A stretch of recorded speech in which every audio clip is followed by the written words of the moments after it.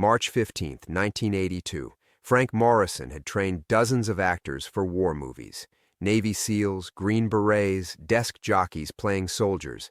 None of them had Danny's eyes, until Sylvester Stallone walked onto the first blood set that morning. Same steel blue stare, same defiant jaw, same way of holding his shoulders when someone was watching. Frank's coffee mug hit the ground. 37 years of nightmares came flooding back in one terrible second.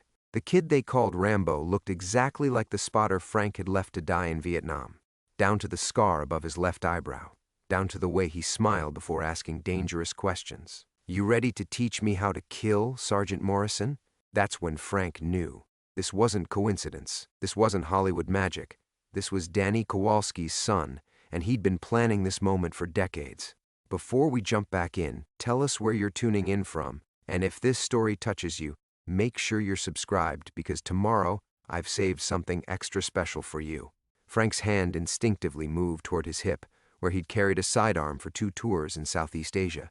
Nothing there now except the weight of 3 decades and a leather belt that had seen better days. "Easy there, Morrison." The voice belonged to Jim Cameron, the director, but it sounded like it was coming from underwater. "You look like you've seen a ghost." More like a ghost seeing me, Frank thought, forcing his breathing to steady. The familiar taste of copper filled his mouth, the same metallic flavor that had coated his tongue when the mortars started falling in Khe Sanh. Stallone hadn't moved. He stood there in the morning mist, wearing olive-drab fatigues that looked too clean, too new, but the way he carried himself, weight balanced on the balls of his feet, eyes constantly scanning, never quite trusting the ground beneath him. That was pure combat instinct, the kind you couldn't fake, the kind you inherited. "Sergeant Morrison?" Stallone's voice carried a slight Brooklyn accent, but underneath it Frank heard something else, something familiar. "I asked if you were ready." The question hung in the air like smoke from a distant firefight. Around them, the Oregon forest stretched endlessly, pine trees disappearing into fog that reminded Frank of monsoon season. The film crew bustled about with their equipment, oblivious to the war that had just been declared between 2 men. Frank picked up his shattered coffee mug, ceramic pieces cutting into his palm. The pain helped ground him, pulled him back from the edge of a flashback that threatened to drag him under. Blood dotted his fingers, not nearly as much as Danny had lost that day, but enough to stain. "Been ready for 30 years, Frank finally answered, surprised at how steady his own voice sounded. "Question is, are you really here to learn about war, or are you here for something else?" Stallone's mouth curved into what might have been a smile on anyone else. On him, it looked like a blade being unsheathed. "Depends what you think you have to teach me, Sergeant." The title hit Frank like a sniper's bullet. Most people called him Mr. Morrison these days, or just Frank. The ones who knew about his service usually went with Tank, the nickname he'd earned after surviving 3 separate ambushes in the same week. But Sergeant meant something different. It meant someone had done their homework. "All right, people." Cameron's voice cut through the tension. "We've got a tight schedule. Frank, I need you to start sly on basic weapons training. We're shooting the knife scene Thursday, and I want it to look real." Frank watched Stallone's reaction to the word knife. Most actors would have looked nervous, maybe excited. Stallone just nodded once, like a soldier receiving orders, like someone who already knew how to use a blade. "Follow me," Frank said, turning toward the armory tent. His legs felt unsteady, but he forced himself to walk with purpose. Behind him, he could hear Stallone's footsteps, measured, quiet, matching his pace exactly, just like Danny used to do on patrol. The armory tent smelled like gun oil and canvas, scents that immediately transported Frank back to forward operating bases and supply depots he'd tried to forget. Weapons lined the walls in careful rows: M16s, .45 pistols, combat knives, and enough ammunition to hold off a small army. All props for the movie, but authentic enough to make Frank's trigger finger itch. "Impressive collection," Stallone said, running his hand along the stock of an M16. "Looks like the real deal." "It is the real deal." Cameron doesn't believe in fake weapons. Frank selected a combat knife from the rack, its blade catching the filtered sunlight that leaked through the tent flaps. This particular beauty did 2 tours in Nam. Killed its share of men. Stallone's eyes locked onto the knife with an intensity that made Frank's skin crawl. Anyone I might have known? The question came out casual, conversational, but Frank heard the steel underneath it, sharp as the blade in his hand. This wasn't random curiosity. This was interrogation. Depends, Frank said, testing the knife's balance. How well did you know your old man? The tent fell silent except for the distant sounds of film equipment being moved around outside. Frank watched Stallone's face carefully, looking for tells, for cracks in the armor. What he saw instead was something far more dangerous than anger, patience. The kind of patience that took years to develop. The kind that waited for exactly the right moment to strike. Stallone reached into his jacket pocket and pulled out a photograph, yellowed with age and worn smooth at the edges. He placed it on the weapons table between them like he was laying down a royal flush. Frank didn't need to look at it to know what he'd see, but he looked anyway, and his world tilted on its axis for the second time that morning. Danny Kowalski stared back at him from the photograph, 19 years old and grinning, very much alive. The photograph might as well have been a live grenade. Frank's vision tunneled, the edges of the armory tent fading to black as Danny's face stared up at him from that worn piece of paper. Young, cocky, invincible, everything a 19-year-old kid believed he was before the jungle taught him otherwise. Where did you get this? Frank's voice came out as a whisper, barely audible over the sound of his own heartbeat thundering in his ears. My mother's jewelry box, Stallone said, his Brooklyn accent thickening. Right next to his Purple Heart and a letter from his commanding officer. Real touching piece of correspondence, that letter. You should read it sometime. Frank forced himself to look away from the photograph, to meet Stallone's eyes. The resemblance was undeniable now that he knew what to look for. Same sharp jawline, same dark hair, same way of holding his shoulders like he was ready for a fight. But the eyes were different. Danny's had been full of hope, even after months in country. This man's eyes held nothing but carefully controlled fury. I wrote that letter, Frank said, setting the combat knife down before his trembling hands betrayed him. Told her Danny died a hero. Told her he saved 3 men before taking shrapnel from a mortar round. Yeah, well, my mother never believed it. Stallone picked up the knife Frank had abandoned, testing its weight with practiced familiarity. See, she knew my dad, knew he wouldn't have volunteered for anything heroic. Danny was a follower, not a leader. Good kid, but not the type to charge machine gun nests. The canvas walls of the tent seemed to be closing in. Frank could smell the jungle now, rotting vegetation, cordite, and underneath it all the coppery stench of blood baking in tropical heat. His hands started to shake, and he clenched them into fists to stop the tremor. Your mother remarried, Frank said, grasping for something, anything, to ground himself in the present. Different last name. Stallone. Good Italian family. Took me in when I was 5, gave me their name, never asked questions about where I came from. The knife blade caught the light as Stallone turned it over in his hands, but I never forgot my real name. Daniel Kowalski Jr. Ring any bells, Sergeant? The world tilted again. Frank reached out to steady himself against the weapons rack, metal clattering as rifles shifted under his weight. He'd known Danny had a kid. The boy had shown him pictures of a chubby-faced toddler with dark hair and his father's stubborn chin. But the math hadn't clicked until now. Jesus Christ, Frank breathed. You're little Daniel. Not so little anymore.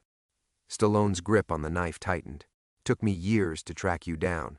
Frank Morrison, the tank, decorated sniper, survivor of Quezon, local hero who came home and never talked about the war. You did a good job disappearing after 75. Frank's mind raced, trying to piece together how this had happened. The casting, the timing, Cameron specifically requesting him as technical advisor, none of it was coincidence. This had been planned, orchestrated, a trap 30 years in the making. Why now? Frank asked. You could have found me any time. Why wait? Because I needed to become someone first. Stallone set the knife down with deliberate care. Someone with power, with connections. Someone who could hire the best investigators, pull the right strings, make the right phone calls. You think James Cameron chose you at random? You think this movie just happened to be about Vietnam? The implications hit Frank like a physical blow. The months of pre-production meetings, the script consultations, the careful vetting process that had led to his selection, all of it had been manipulation. He'd been so grateful for the work, so eager to share his expertise, he'd never questioned the opportunity. "What do you want?" Frank's voice cracked on the words. "The truth." Stallone stepped closer, close enough that Frank could see the pain hiding behind the anger in his eyes. "I want to know what really happened to my father. I want to know why a 19-year-old kid from Brooklyn died alone in a rice paddy while his spotter made it home to collect medals and write pretty lies to grieving widows." The tent flap rustled as someone passed by outside, their shadow briefly blocking the filtered sunlight. Normal life continuing while Frank's world collapsed around him. In a few hours he was supposed to go home to his small house in Portland, heat up leftover Chinese food, and watch the evening news with his cat, Sergeant. Simple, quiet, safe, the life he'd built to keep the nightmares at bay. All of it was about to be destroyed by the ghost of a boy who'd trusted him completely. "The truth," Frank repeated, tasting the words like poison. "You sure you can handle the truth, Daniel? Try me." Frank's mouth went dry as sawdust. For 30 years he'd rehearsed this conversation in his head, sometimes while staring at his bedroom ceiling at 3 in the morning, sometimes while cleaning his hunting rifle on quiet Sunday afternoons. He'd imagined facing Danny's parents, maybe a brother or sister.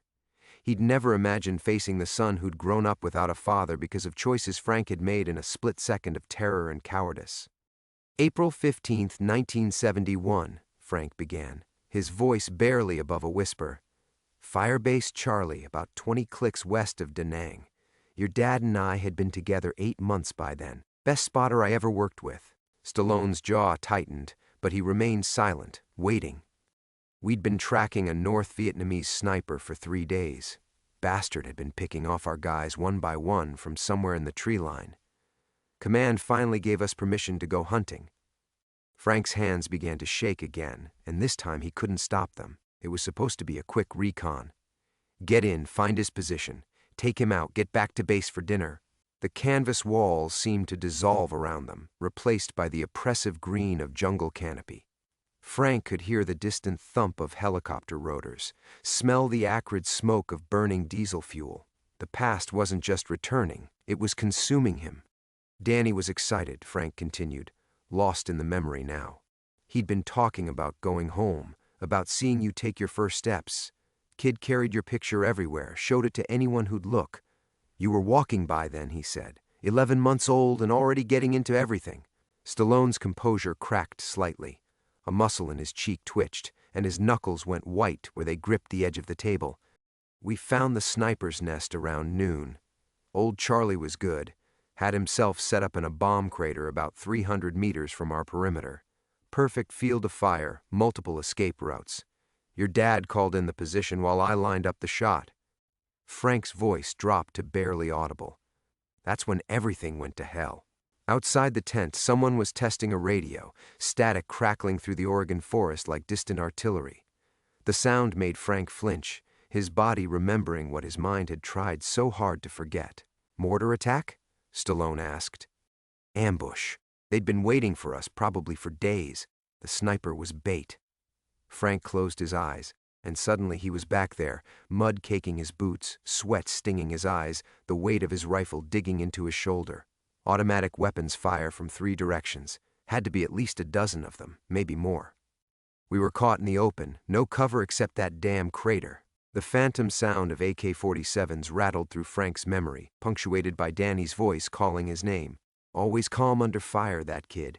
Never panicked, never lost his head, even when the world was coming apart around them. We fought for maybe 20 minutes before I took shrapnel in my left arm. "Your dad," Frank's voice broke. "Your dad was trying to reach the radio. Command post needed coordinates for artillery support. He was crawling through the mud, dragging that heavy pack, and one of their marksmen got him in the leg." Stallone had gone very still, the kind of stillness Frank recognized from 100 firefights, the moment when training took over and emotion got locked away in a box somewhere deep inside. "I could have reached him," Frank whispered. "Could have pulled him to cover, called in a medevac. But the firing was so intense, and I was bleeding, and I could hear them moving through the brush, getting closer." The words hung in the air like smoke from a burning village. This was it, the moment Frank had buried so deep he'd almost convinced himself it was just another nightmare. But Stallone's presence made it real again, made it immediate and unavoidable. "So you ran," Stallone said. "Not a question, a statement of fact." Frank nodded, unable to speak. He'd left Danny bleeding in that crater while he crawled away through the undergrowth like a wounded animal. He'd told himself it was tactical retreat, that he was going for help, that he'd come back with reinforcements. But the truth was simpler and more horrible. He'd been terrified, and he'd abandoned his partner to save his own skin.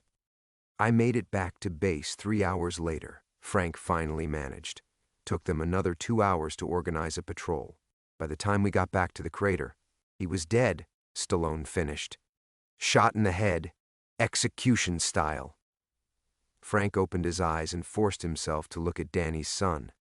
They'd taken his dog tags, his wedding ring, the picture of you he always carried. Left his body for the rats. The silence that followed was absolute. Even the sounds from outside the tent seemed to fade away, leaving only 2 men and 30 years of buried guilt. Stallone reached into his jacket again, and Frank's muscles tensed instinctively. But instead of a weapon, the actor produced another photograph, this one newer, in color.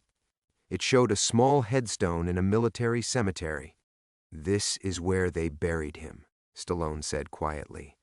"Arlington National Cemetery, Section 60. Military funeral, full honors, 21-gun salute.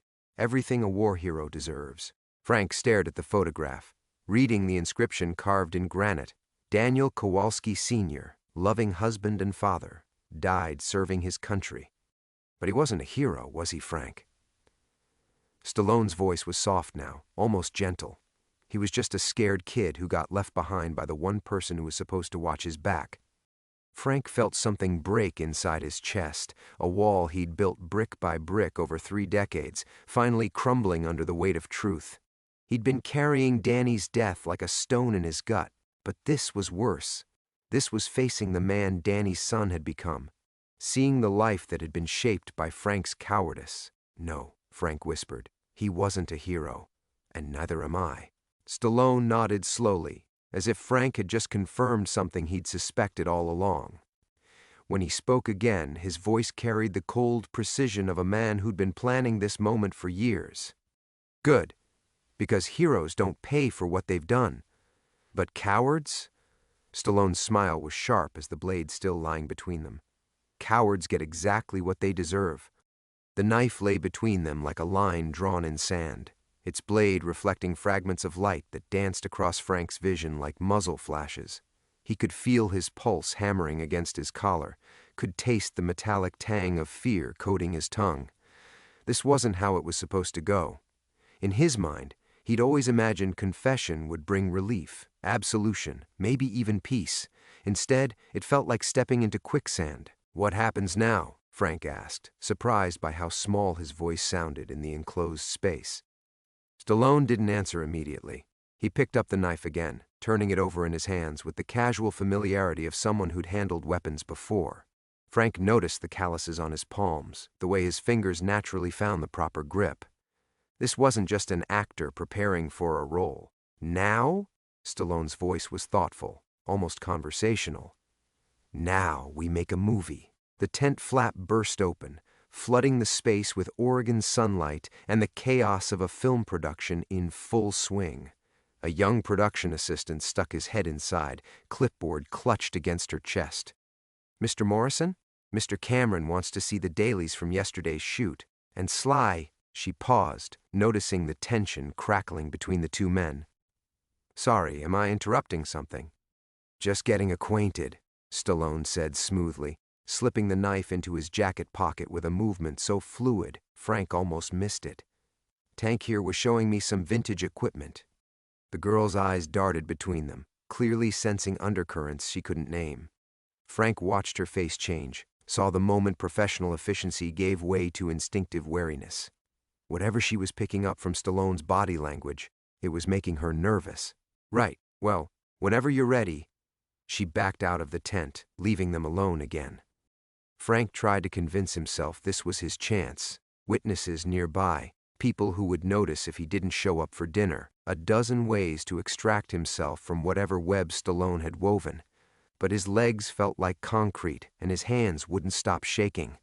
The confession had taken something out of him, some essential piece of armor he'd worn for 30 years.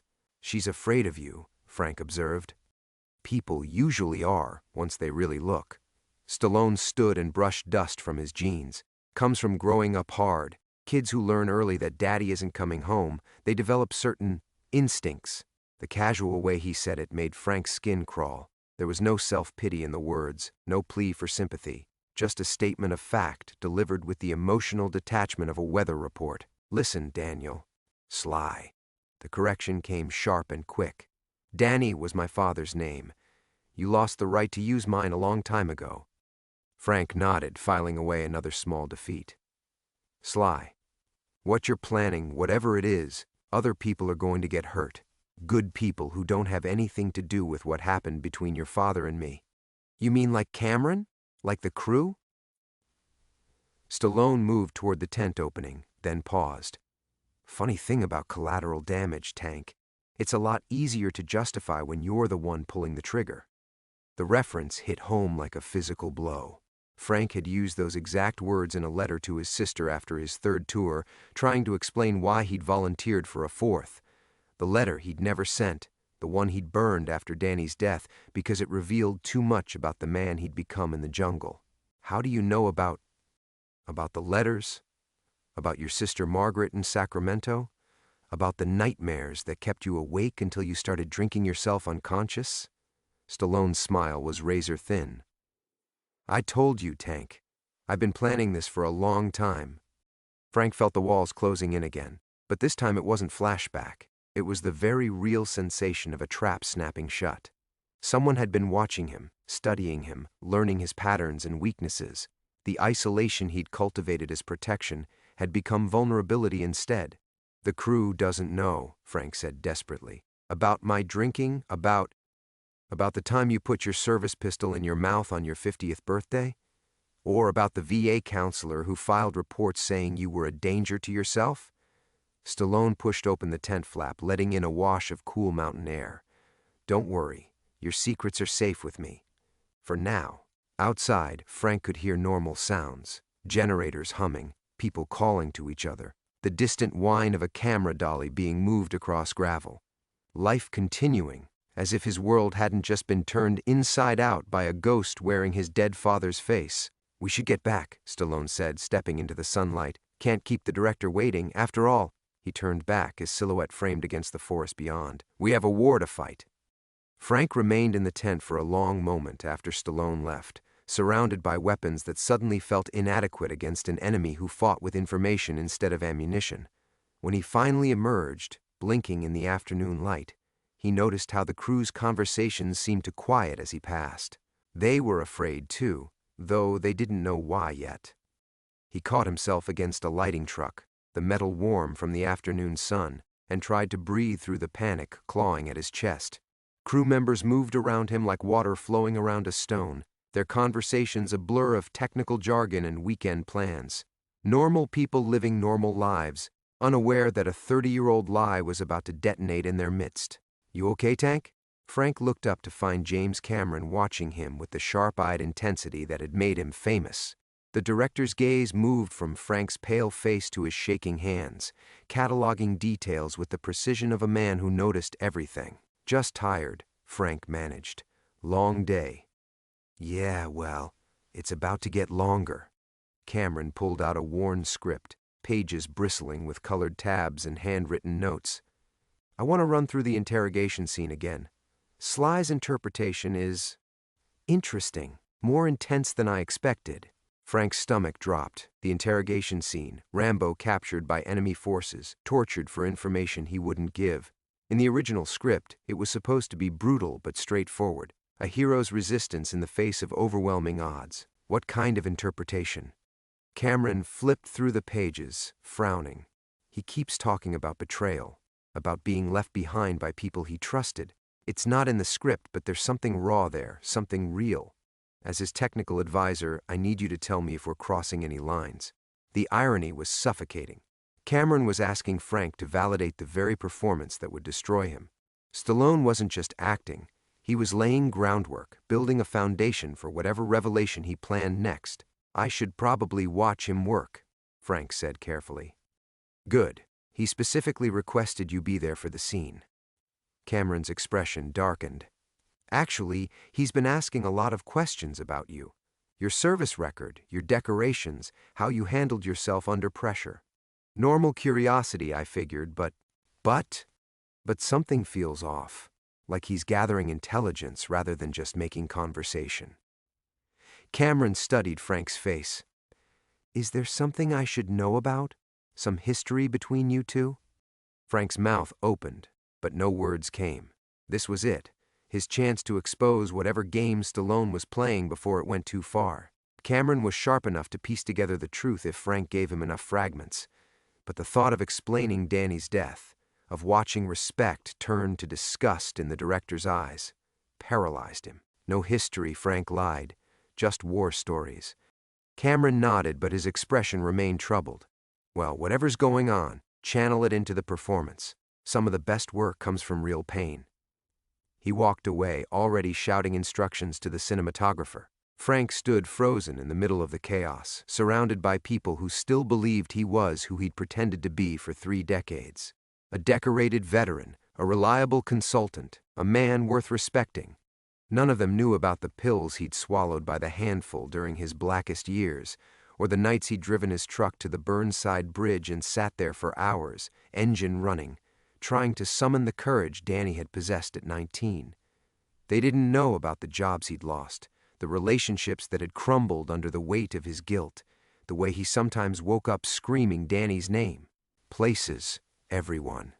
The call echoed across the set, and Frank watched the controlled chaos of a film production snap into focus. Cameras positioned, lights adjusted, sound equipment tested. In the center of it all, Stallone sat in a metal chair designed to look like military surplus, his wrists bound with rope that wouldn't leave marks. But when Stallone looked up and caught Frank's eye across the set, his expression held nothing of the vulnerable prisoner he was supposed to portray. Instead, Frank saw the cold calculation of a hunter who'd finally cornered his prey. "Tank," Cameron's voice cut through the noise. "I want you right behind camera 1. Watch his face during the dialogue. Tell me if it reads authentic." Frank moved to his position like a man walking to his execution. Through the camera's viewfinder, he could see Stallone in perfect detail, the slight smile playing at the corners of his mouth, the way his fingers worked against the ropes not in panic but in practiced efficiency. "Rolling," Cameron called. The scene began with Stallone's interrogator, another actor Frank didn't recognize, delivering lines about breaking the prisoner's will. Standard war movie dialogue, nothing that should have made Frank's skin crawl. But as the camera rolled, something shifted in Stallone's performance. His voice took on a different quality, younger somehow, more desperate. "My father," Stallone said, the words not in the script. "My father trusted his partner. Believed the man would never leave him behind." The other actor hesitated, clearly thrown by the improvisation, but Stallone continued, his eyes locked on Frank through the camera lens. "But trust is a luxury soldiers can't afford, isn't it? When the shooting starts, when the fear takes over, when survival becomes the only thing that matters, that's when you learn who people really are." Frank's vision blurred. Around him, the crew continued working, unaware that they were filming his judgment. Frank's hands trembled against the camera mount as Stallone's words cut through him like shrapnel. The actor's improvised dialogue wasn't just performance, it was accusation, trial, and verdict wrapped in the language of cinema. Frank opened his mouth to call cut, to stop this public execution disguised as art, but no sound emerged. "Cut!" Cameron's voice rang out instead. "Jesus, Sly, that was incredible. Where did that come from?" Stallone remained seated, his eyes still fixed on Frank. "Just channeling some family history, Jim. Sometimes the best performances come from real pain, right?" The crew erupted in the usual post-take chatter, but Frank heard only white noise. His vision tunneled as memories crashed over him. Not of Vietnam this time, but of the past 3 days on set. Stallone's questions about combat stress, his knowledge of military protocols too detailed for simple research, the way he'd maneuvered Frank into isolation, into confession, into this moment. "Tank?" Cameron appeared beside him, concerned. "You look like you've seen a ghost."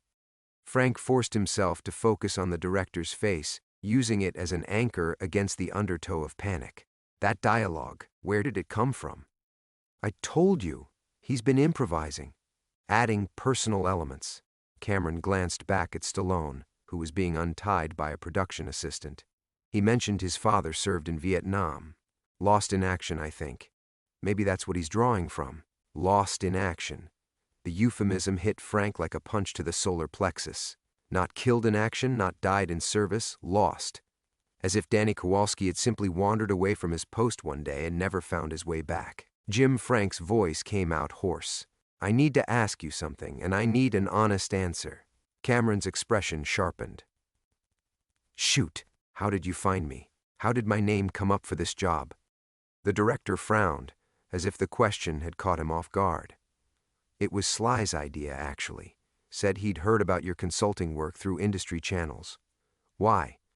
The pieces clicked into place with sickening clarity. Frank had been hired not despite his connection to Danny Kowalski, but because of it. This entire production, his presence here, the isolation in Oregon's mountains, even the specific scenes being filmed, had been orchestrated by someone who understood psychological warfare better than any screenwriter. "Tank, what's wrong?" Cameron's voice seemed to come from very far away. Frank couldn't answer. He was remembering their first conversation in the equipment tent, how Stallone had known exactly which questions to ask, which pressure points to probe. The knife hadn't been a prop or a threat. It had been a test, measuring Frank's reflexes, his breaking point, his capacity for violence after 3 decades of civilian life. "Hey!" Cameron grabbed his arm. "You're scaring me here. What's going on?" Before Frank could respond, Stallone approached, still wearing the torn fatigues of his character. Up close, Frank could see details he'd missed before. The faint scar above the actor's left eyebrow, the way his hands moved with economy of motion that came from training, not just gym work. Most disturbing of all was the expression in his eyes. Calm, patient, satisfied. "Great scene, Tank," Stallone said casually. "Really felt authentic, like you were watching something from your own past." Cameron looked between them, his director's instincts picking up on currents he couldn't name. "Okay, what am I missing here? You two obviously have some kind of history." "No history," Stallone said, his tone almost bored. "Just 2 soldiers sharing war stories. Isn't that right, Tank?" The question hung in the air like smoke from a burning village. Frank realized this was another test, another moment of psychological pressure designed to measure his responses. Stallone was cataloging his reactions, his weaknesses, his tells, building a profile as thoroughly as any intelligence officer. "That's right," Frank heard himself say. "Just war stories." But even as the words left his mouth, he was remembering other details that suddenly felt different. The way Stallone had positioned himself during their conversations, always with clear sight lines to exits, always with his back to solid cover. The questions about Frank's drinking, his isolation, his lack of close relationships, information gathering disguised as casual conversation.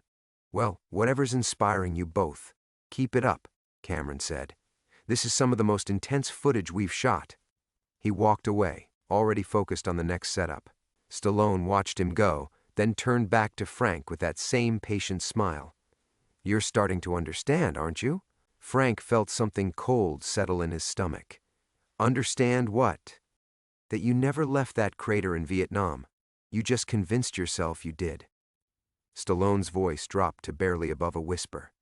"But some prisons are portable, Tank. Some wars never end, they just change theaters." The actor walked away, leaving Frank alone beside the camera that had just recorded his confession to the world. Around him, the crew prepared for the next scene, unaware they were working on something much more dangerous than a simple war movie. Frank finally understood the true scope of what was happening, and realized his ordeal had only just begun. Frank stood frozen beside the camera as the crew reset for another take, but his mind was racing through calculations that had nothing to do with filmmaking. 30 years of carefully constructed lies were crumbling around him, and he needed to understand exactly how deep Stallone's deception ran before the next round of psychological warfare began. The actor had returned to his position in the interrogation chair, but Frank could see him watching the crew with predatory patience. Every movement seemed calculated now, the way Stallone positioned himself to observe the camera angles, how he tracked which crew members were within earshot during conversations, the almost imperceptible way he tested the rope bindings to confirm they were theatrical rather than functional. Frank's military training, dormant for decades but never truly dead, began reasserting itself. He started cataloging details he'd missed during 3 days of manipulation. The calluses on Stallone's hands that suggested weapons training, not just weightlifting. The way the actor moved through the equipment tent, navigating obstacles without looking down, muscle memory from tactical movement drills. Most damning of all, the knife work Frank had witnessed hadn't been learned in acting classes. It was the fluid, unconscious competence that came from killing people. Jesus, Frank whispered, the realization hitting him like incoming artillery. Stallone wasn't just Danny's son seeking revenge. He was Danny's son who'd inherited his father's talent for warfare. "Rolling," Cameron called again. This take began differently. Stallone's interrogator delivered the same scripted lines, but the actor's responses had evolved, becoming more specific, more personal. Frank found himself leaning closer to the monitor, horrified and fascinated by what he was witnessing. "Pain is temporary," Stallone said through gritted teeth, his voice carrying an edge that made several crew members exchange uncomfortable glances. "But betrayal lives forever. It grows in the dark, feeds on memory, gets stronger every year until it becomes the only truth that matters." Frank's throat constricted. Those weren't lines from any script. They were fragments of his own letters, words he'd written to VA counselors during his breakdown in the 80s. Private confessions about guilt and survivor syndrome that should have been locked in medical files, not memorized by an actor 30 years later. The interrogator hesitated, clearly struggling with dialogue that kept shifting away from the screenplay. But Stallone continued relentlessly. His performance was building towards something, Frank realized, not the scene's scripted conclusion, but some private climax that had been planned long before cameras started rolling. "My father was 19 when his partner left him to die," Stallone said, and several crew members stopped working entirely. The raw emotion in his voice was undeniable, too real for fiction. 19 years old, bleeding out in a rice paddy, while the man he trusted chose survival over honor. Frank felt the camera operator's eyes shift toward him, then quickly away. Others were glancing in his direction now too, connecting dots between Stallone's improvised confession and Frank's presence on set. The psychological noose was tightening with each word. "Cut!" Cameron's voice cracked like a whip. "Sly, what the hell are you doing? That's not the scene we discussed." Stallone remained seated, his breathing heavy but controlled. "Sometimes the truth is more powerful than fiction, Jim. Sometimes real war stories make better cinema than Hollywood bullshit." Cameron stormed over to Frank, his face flushed with confusion and growing anger. "Tank, I need answers. Now. What is he talking about? What happened in Vietnam?" Frank opened his mouth, but Stallone spoke first. "Tell him, Tank. Tell him about April 15th, 1971. Tell him about the patrol that went wrong, about the sniper's nest, about the choice you made when the enemy closed in." The date hit Frank like a physical blow. He'd never told anyone the specific date of Danny's death, had spent 30 years trying to forget it himself. But somehow Stallone knew it down to the day, had probably been carrying that date like a talisman his entire life. "I don't know what game you're playing," Cameron said, his voice rising, "but my set is not your therapy session. Either explain what's happening here, or I'm shutting this down." Frank saw his moment, possibly his last chance to control the narrative before Stallone revealed everything on his own terms. The director's threat to halt production might be his only leverage left. "There was an incident," Frank began carefully, his voice barely audible over the generator hum. "During my last tour, a soldier under my command was killed." "Killed?" Stallone's laugh was sharp and bitter. "Is that what you call it when you leave your spotter behind enemy lines? When you run while he's still breathing, still calling your name?" The crew had gone completely silent now. Frank could feel their stares like laser sights painting targets on his chest. In trying to minimize the damage, he'd only confirmed that Stallone's accusations had foundation in reality. Cameron stepped back, his expression shifting from confusion to something approaching horror. "Jesus Christ," This is about revenge, isn't it? This whole production is about truth, Stallone finished. About debts that never get paid. About fathers who don't come home because their partners value their own lives more than honor. Frank realized with crystal clarity that his choices had narrowed to zero. The confession was coming whether he participated or not. Frank's world collapsed into a single moment of absolute clarity. 30 years of carefully constructed denial shattered like glass, leaving him standing naked before the truth he'd spent half his life running from. His name was Danny Kowalski, Frank said, his voice cutting through the silence like a blade. He was my spotter, 19 years old from Pittsburgh. Loved baseball and wrote letters to a girl named Susan every night. The words came out in a steady stream, as if a dam had finally burst. And you're right, I left him there. The crew stood frozen, some still holding equipment, others with their mouths slightly open. Cameron's face had gone pale, but he made no move to stop the confession that was destroying his film set and Frank's life simultaneously. Stallone rose from the interrogation chair, the rope bindings falling away from his wrists like theatrical props. But there was nothing theatrical about his expression now.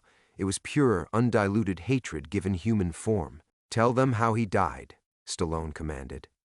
Frank closed his eyes, but the memory played anyway, sharp and unforgiving. We were pinned down in a crater. 3 days behind enemy lines, extraction impossible. Charlie had us bracketed, automatic weapons, maybe a full platoon. Danny took shrapnel in his leg, couldn't move. His voice cracked. I should have stayed, should have fought with him, until the end. But you didn't. No. The word came out like a prayer, like absolution, like the beginning of the end. I left him my sidearm and ran. Told myself I was going for help, that I'd bring back support. But I knew. Christ, I knew there wasn't time. Stallone stepped closer, and Frank could see Danny's eyes staring back at him. The same deep brown, the same intensity, but aged by decades of rage. He lived for 6 hours after you abandoned him. Did you know that? Frank's knees nearly buckled. No. 6 hours fighting them alone. They found his body with 8 enemy dead around that crater. 8. Stallone's voice was deadly quiet now. My father killed 8 men defending a position you decided wasn't worth holding. Cameron finally found his voice. This is insane. You orchestrated this entire production for revenge? For justice, Stallone corrected, without taking his eyes off Frank. For a 19-year-old kid who trusted the wrong man. For a mother who spent 30 years believing her husband died a hero instead of learning he was murdered by cowardice. Frank felt something breaking inside his chest, not his heart, but something deeper. The shell he'd built around his guilt, the protective callus of denial that had allowed him to function, to work, to pretend he deserved to keep breathing. You want justice? Frank's voice was barely recognizable, even to himself. Then take it. You've got cameras rolling, witnesses, everything you need to destroy me. But tell me one thing first. How long have you known? Stallone's smile was sharp enough to cut steel. I've known your name since I was 8 years old. Found the after-action report in my mother's effects when she died. Took me 12 years to track you down after that. Another 8 to get close enough to study you, to understand what kind of man abandons his brothers. The calculation was staggering. 20 years of patient hunting, of building a career successful enough to finance revenge, of learning Frank's weaknesses and psychological pressure points with surgical precision. The consulting work, Frank realized. The other films, practice runs, learning how to get close to military advisors, how to gain their trust, how to isolate them psychologically. Stallone began circling Frank like a predator. You're not the first coward I've hunted, Tank. Just the most important one. Cameron backed toward the equipment tent, reaching for what Frank assumed was a radio to call security. But Stallone noticed the movement and shook his head. I wouldn't, Jim. This conversation is being recorded by every camera on your set. Audio, video, multiple angles. You stop rolling now and you lose the most powerful footage ever captured on film. This is real, authentic psychological warfare, the kind of truth that wins awards. Frank understood then that his destruction had been choreographed down to the last detail. Not just revenge, but public humiliation broadcast to the world through the very medium that had made Stallone famous. "So what now?" Frank asked. "You've got your confession. You've destroyed everything I spent 30 years building. What else do you want?" Stallone stopped circling, positioning himself directly in front of the main camera. When he spoke, Frank realized the words weren't meant for him. They were meant for every person who would eventually see this footage. "I want you to look into that camera and tell my father's ghost that you're sorry. I want you to apologize to every soldier who ever trusted a partner, every mother who lost a son, every person who believes honor means something." Frank looked at the camera lens, seeing his reflection distorted in its curved surface. Behind it stood a room full of strangers who now knew the worst thing he'd ever done. And for the first time in 30 years, Frank Morrison told the complete truth. Frank stared into the camera lens and saw not his reflection, but Danny Kowalski's face. Young, trusting, dying alone in a crater half a world away. The words came slowly at first, then faster. 30 years of buried confession spilling out like blood from a reopened wound. "I'm sorry," he whispered, then louder. "Danny, I'm sorry. I was supposed to bring you home. I was supposed to stay." His voice cracked completely. "You died believing I'd come back for you, and I never did. I'm sorry." Stallone stood motionless, tears streaming down his face, the rage finally replaced by something that looked almost like relief. The crew remained frozen, witnesses to a moment that transcended their Hollywood reality. Frank turned away from the camera and walked toward the tree line without another word. 3 months later, Frank sat on the porch of his cabin in the Oregon mountains, watching snow fall through Douglas firs. The footage had aired as part of a documentary about veteran trauma. Cameron had convinced Stallone to allow that context rather than simple exposure. The response had been unexpected. Letters from other veterans, families of the lost, people who understood the weight of impossible choices made in impossible moments. He'd lost his consulting work, his carefully constructed reputation. But something else had lifted, a pressure he'd carried so long he'd forgotten it wasn't natural. For the first time in decades, he slept without dreams of rice paddies and gunfire. The sound of tires on gravel interrupted his thoughts. A black car pulled up the dirt road, and Stallone emerged, looking older somehow, the fury that had sustained him finally spent. They sat in silence for several minutes, two damaged men watching winter claim the forest around them. "He would have been 58 this year," Stallone said finally. "Same age as you." Frank nodded. "I think about that sometimes. What kind of man he might have become." He already was a man, at 19, in that crater. Stallone's voice held no accusation now, just exhaustion. The Army report said he could have surrendered. They gave him chances. He chose to keep fighting. He was braver than I was. Yes. The word hung between them like a bridge neither had expected to cross. But you were 22. Scared, trapped, watching friends die every day. I spent so many years hating you I forgot you were just a kid too. Frank felt something unlock in his chest, a door he'd welded shut decades ago. Does it help, knowing the truth? Stallone was quiet for a long time. I don't know yet. I thought it would feel like victory. Mostly it just feels like the end of something I'd carried so long I didn't know who I'd be without it. Snow continued falling, covering the scars in the landscape where the film crew had worked. Soon there would be no trace of the cameras, the lights, the moment when two men's carefully constructed lies had finally collapsed under the weight of truth. "What will you do now?" Frank asked. "Learn to live with what I know instead of what I imagined." Stallone stood, brushing snow from his jacket. "What about you?" Frank considered the question. For 30 years, every choice had been shaped by the secret he carried, every relationship filtered through the fear of discovery. Now, with nothing left to hide, he wasn't sure who he was anymore. "I've been writing letters," he said, "to families of soldiers who died on my watch, the ones I could find." Stallone paused at the edge of the porch. "That must be hard, harder than running from it, easier than living with it alone." They looked at each other across the gulf of shared damage, two survivors of the same war that had ended differently for each of them.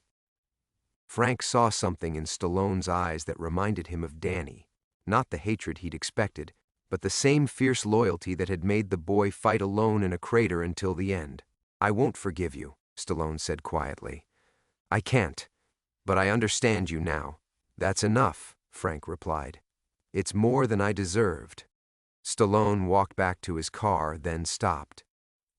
For what it's worth, Tank, the other veterans I interviewed while hunting you, they all said the same thing. You never let anyone else get hurt. 30 years of consulting work, and you never let anyone else get hurt. The car disappeared down the mountain road, leaving Frank alone with the falling snow and the weight of words he'd waited 3 decades to hear. Understanding wasn't forgiveness, but it was something else. A recognition that even the worst choices could be survived, that even the deepest guilt could be transformed into something that honored rather than betrayed the dead.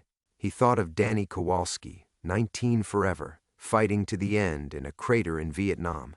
And for the first time since that day, Frank Morrison allowed himself to remember not just the leaving, but the love that had made it hurt so much. The snow kept falling, covering everything, making the world clean and new.